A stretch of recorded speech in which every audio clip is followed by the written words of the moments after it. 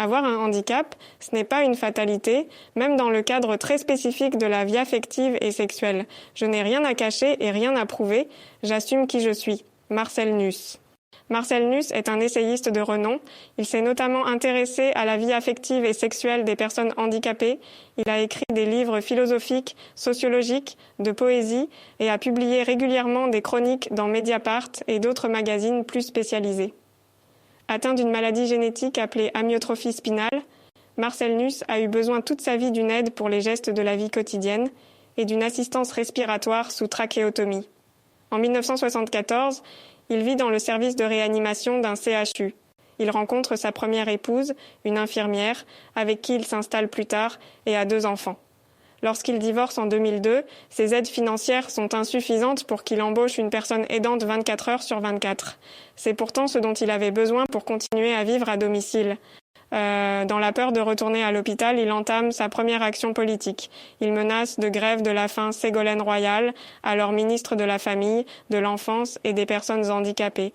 Elle s'y oppose dans un premier temps et finit, sous la contrainte, par accepter ses demandes. Le retentissement médiatique de l'action de Marcel Nuss donne envie à d'autres personnes en situation de grande dépendance de se joindre à lui. Ensemble, ils forment un petit groupe de militants baptisés les Enragés. Ils décident de se retrouver le 11 mars 2002 devant l'Élysée pour revendiquer des moyens de vivre à domicile de manière décente et sécurisée pour toutes les personnes handicapées. Grâce à leur mobilisation, ils obtiennent la création du forfait dit de grande dépendance, qui sera à l'origine quelques années plus tard de l'actuel PCH, prestation de compensation du handicap. La même année, Marcel Nuss crée la CHA, Coordination Handicap et Autonomie, et adhère à l'ENIL, European Network for Independent Living, traduction, Réseau européen pour la vie autonome. Il est recruté et en 2003 comme conseiller pour travailler avec la ministre Marie-Thérèse Boisseau.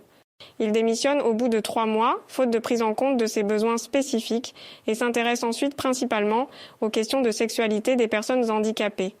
Il milite notamment pour l'instauration du travail d'accompagnement à la vie affective et sexuelle en France, tel que c'est déjà le cas dans des pays voisins comme la Suisse. Il est à l'initiative d'un colloque intitulé « Dépendance physique, intimité et sexualité » qui se tient à Strasbourg en 2007. Il fonde la même année le CHS, Collectif Handicap et Sexualité, et cofonde en 2013 l'APAS, Association pour la promotion de l'accompagnement sexuel, avec sa nouvelle épouse Gilles Prévost. Ils y forment des professionnels, bien que cette pratique reste encore illégale en France.